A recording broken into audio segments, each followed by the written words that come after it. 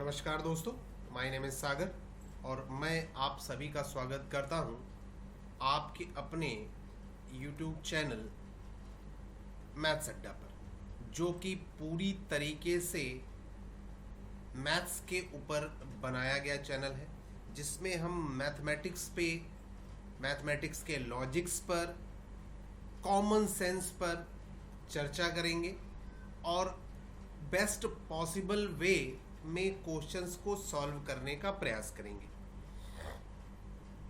तो सबसे पहली बात तो कोरोना महामारी जो फैल रही है वो इस बार जो सेकंड फेज है इसका वो ज़्यादा खतरनाक है, मतलब इसमें मोर्टेलिटी रेट ज़्यादा है। तो कृपया सुरक्षित रहें, स्वस्थ रहें और जितना हो सके बाहर ना निकलें, घर पे रहें, अपने आप को मोटिवेट करते रहें, परिवार के साथ समय बिताएं, साथ साथ पढ़ाई करते रहें। पहली प्रायोरिटी इस समय स्वास्थ्य है, तो आपको स्वस्थ रहना बहुत ज़रूरी है गाइस। चलिए तो चर्चा करते हैं आज के सेशन पर। जैसा कि हम लगातार सेशन लेकर के आ रहे हैं और ये कंटिन्यू चलता रहेगा, चाहे लाइक्स, शेयर और सब्सक्रिप्शन आए या ना आए, मैं लगातार वीडियोस लाता रहूँगा। डेली 1 2 3 जितने मुझसे पॉसिबल होंगे होते रहेंगे, मैं डालता रहूँगा, अपलोड करता रहूँगा। पहली चीज। दूसरा, जैसे ही 1000 सब्सक्रिप्शन हो जाएंगे, यानी 1000 सब्सक्राइबर जब सब्सक्राइब कर लेंगे चैनल को, तो मैं लाइव पढ़ाऊँगा। लाइव, क्योंकि यूट्यूब की ये पॉलिसी है कि जब तक 1000 सब्सक्राइबर नहीं होंगे तो हम लाइव नहीं पढ़ा सकते। तो जैसा आपको उचित लगे, अगर आपको लगता है कि ये डिज़र्व करता है चैनल, मैं डिज़र्व करता हूँ, मेरा पढ़ाने का तरीका आपको समझ में आता है और क्या मैं कुछ बेहतर चीज़ें कुछ अलग तरीके से पढ़ा पा रहा हूँ, तो उसको लेकर के आप डिसीजन लेंगे। 5 प्रश्नों की एक और श्रृंखला के साथ, जो कि एग्ज़ाम ओरिएंटेड ही प्रश्न है। कुछ भी इसमें मैं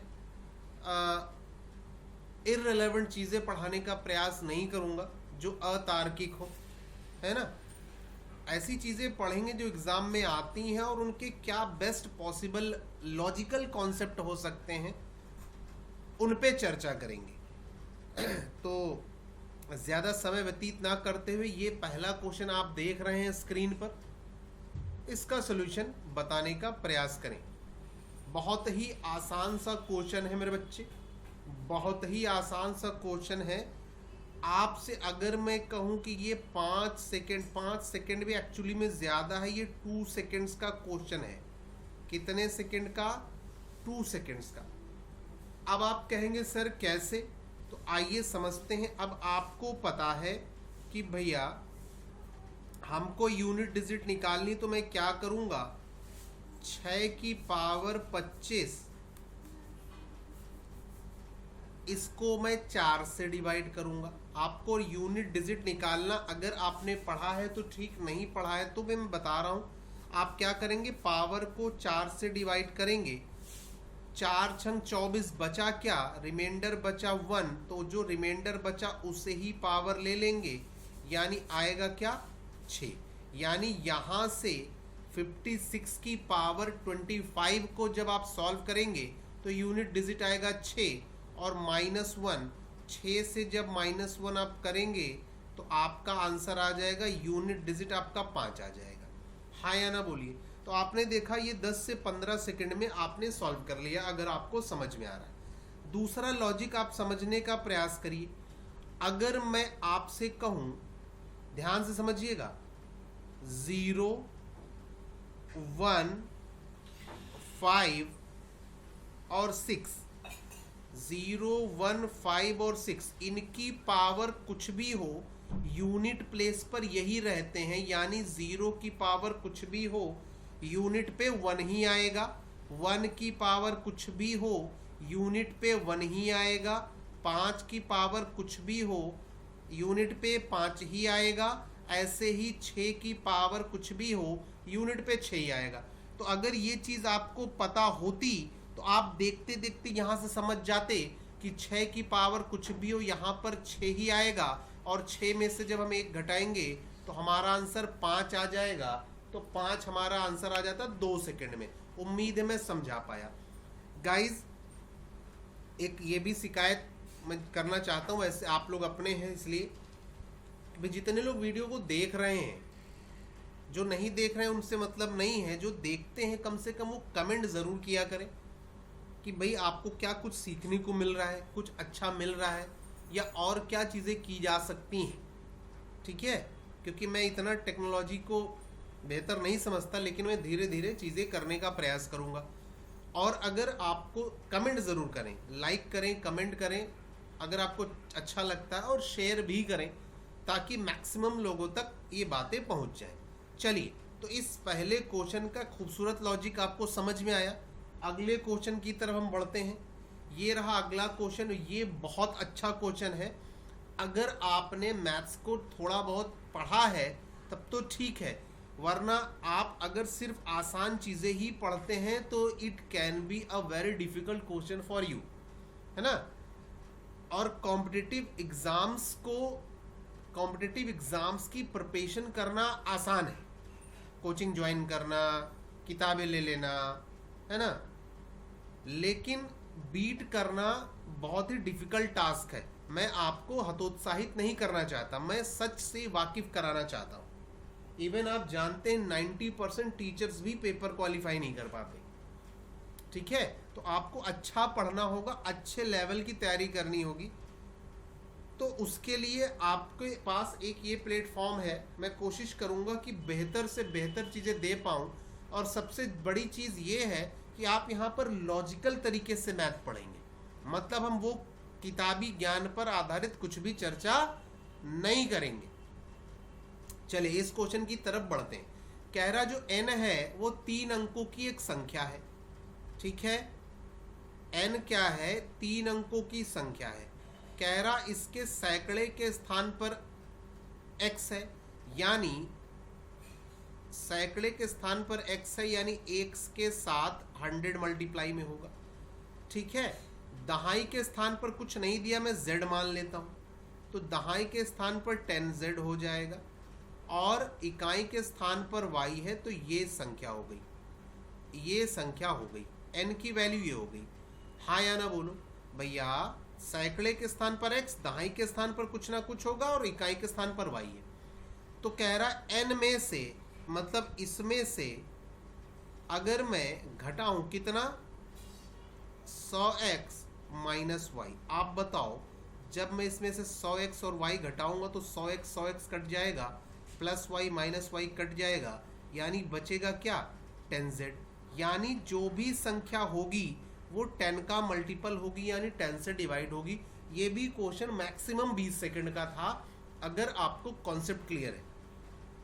अगर चीज़ें आपको समझ में आ रही हैं तो आप पीछे जा कर के दोबारा से देख सकते हैं। अगर आपको नहीं समझ में आई, समझ में आ रही है तो कमेंट करके ज़रूर बताइए कि क्या आपने आज के वीडियो से कुछ नया सीखा।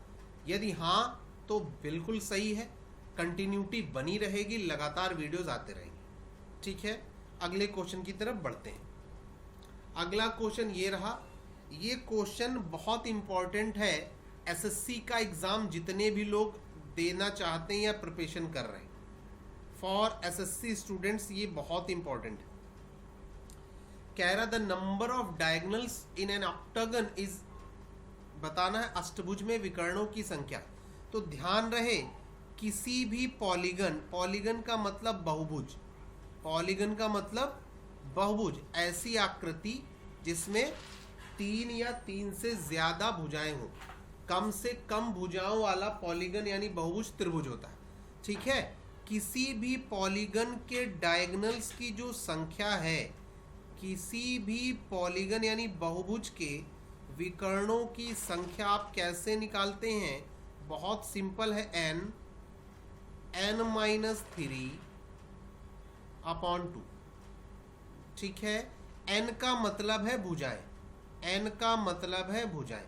अब आप बताओ अष्टभुज में कितनी भुजाएं होंगी भैया? अरे हाँ या ना बोलो भैया।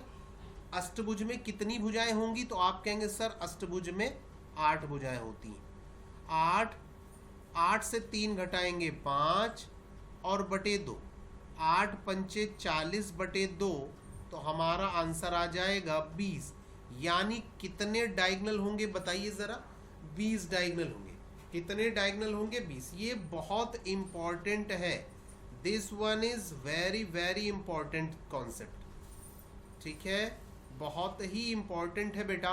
उम्मीद है आपको समझ में आ रहा है। बहुत सीरियस नोट पे हम पढ़ रहे हैं, बहुत सीरियस नोट पे हम पढ़ने का प्रयास कर रहे हैं, ठीक है।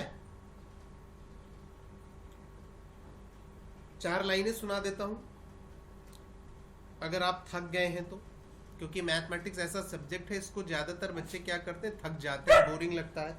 मैं इजी तरीके से समझाने का प्रयास करूंगा। थक गए हो तो थकन छोड़ के जा सकते हो।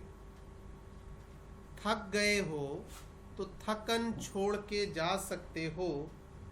हाँ, तुम मुझे वाकईतन छोड़ के जा सकते हो। तुमसे बातों में कुछ इस तरह मगन होता हूं, तुम मुझे बातों में मगन छोड़ के जा सकते हो। चलिए अगले क्वेश्चन की तरफ बढ़ते हैं। ये क्वेश्चन बहुत ही अच्छा है और यहां से भी बहुत अच्छे लॉजिक्स का आप सीखने का प्रयास करेंगे। कह रहा है 5 अंकों की बड़ी से बड़ी संख्या जो पूर्ण वर्ग है, ऑप्शन में से बतानी। शांत टाइगर। 5 अंकों की बड़ी से बड़ी संख्या जो पूर्ण वर्ग है, इसमें से बतानी है। चलो भाई देखें, सबसे पहली चीज तो आप ये जान लीजिए, लॉजिक पे ध्यान दीजिएगा और नोट बनाते रहिएगा। किसी भी नेचुरल नंबर के स्क्वायर करने पर यूनिट डिजिट कभी 2, 3, 7 और 8 नहीं हो सकता।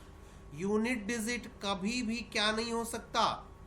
यूनिट डिजिट कभी भी 2, 3, 7 और 8 नहीं हो सकता। अगर आप किसी नेचुरल नंबर का स्क्वायर करते हैं, इसका मतलब थर्ड और सेकंड तो होगा ही नहीं। हाँ या ना बोलो। अब आपके पास अगर थोड़ा सा कॉमन सेंस है तो आपको पता है कि 100 का स्क्वायर 10,000 होता है। बोलो भाई, हाँ या ना बोलो। और अगर आप पूर्ण वर्ग निकालेंगे तो ये तो पूर्ण वर्ग होगा नहीं, क्योंकि अगर आप पूर्ण वर्ग निकालेंगे, ध्यान समझें, अगर मैं आपसे कहूं कि भाई आप ऐसा करिए, 1000 का स्क्वायर करिए, तो आप कहेंगे 1000 गुणे 1000, यानी कितना आ जाएगा? 6 जीरो, है ना, 7 ज्यादा हो जाएगा, ठीक है। आप पेयर बना के भी कर सकते हैं, ठीक है। बोलो बोलो बोलो बोलो बोलो। अब एक बात, मेरी बात को ध्यान समझें, तो ये तो पूर्ण वर्ग होगा नहीं, तो पूर्ण वर्ग होगा क्या? 99856, ये आपका पूर्ण वर्ग हो जाएगा। उम्मीद है मैं समझा पाया, उम्मीद है मैं समझा पाया। क्या ये बात क्लियर है? क्या ये बात क्लियर है? आप पेयर बना के भी कर सकते हैं, ठीक बात। तो आपको समझ में आ गई बात? बोलो बोलो बोलो। तो ये रहा आज का सेशन। एक क्वेश्चन और है, इसको सॉल्व करते हैं। यहां से भी आप बहुत कुछ सीख पाएंगे। ज़्यादा टाइम मैं वेस्ट नहीं करूंगा, आइए समझते हैं। अगर मैं आपसे कहूं कि भाई आप इसका सम बताएं, तो आप देखेंगे नेचुरल नंबर्स के स्क्वायर का सम आप कैसे निकालते हैं। तो आप कहेंगे sir n plus 1, 2n plus 1 upon 6, ये है आपके नेचुरल नंबर्स के स्क्वायर का सम। नेचुरल नंबर का मतलब जब हम 1 से शुरू करते हैं, तो यहाँ पर तो भाई 5 से शुरू है, तो मैं क्या करूँ? मैं क्या करता हूँ, पहले मैं 1 से लेकर 10 तक के स्क्वायर्स का सम निकाल लेता हूँ। कैसे? इस प्रकार से। तो हम करेंगे 10, n की जगह हम क्या ले लेंगे? 10 ले लेंगे। 10, 10 1 11, 10 दूना 20 और 1 21 बटे 6। अब इसमें से मैं माइनस कर दूंगा 1 से लेकर 4 तक के स्क्वायर, यानी n बराबर मैं 4 ले लूंगा। तो 4 और 1 5 और 4 दूनी 8 और 1 9/6। यहां तक समझ में आ रही बात? इसको मैं सॉल्व करता हूं। 3 दूनी 6, 3 सत्ते 21, 2 × 5। ठीक है, तो ये हो गया 7 पंचे 35 गुणे 11। 35 गुणे 11 करेंगे तो 11 पचे 55, 5 11 तियां 33 और 5 38।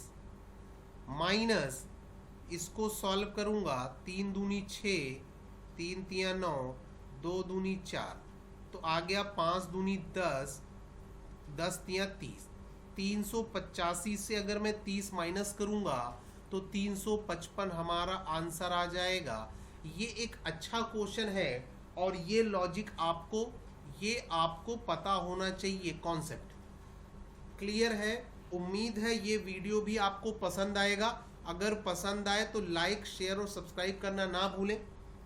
ठीक है, और हाँ, कमेंट करके बताएं क्या आप कुछ सीख पा रहे हैं और आपको चीज़ें क्लियर हो रही कि नहीं। गाइस, आज के लिए इस वीडियो के लिए इतना ही। धन्यवाद। जय हिंद। स्वस्थ रहें, मस्त रहें।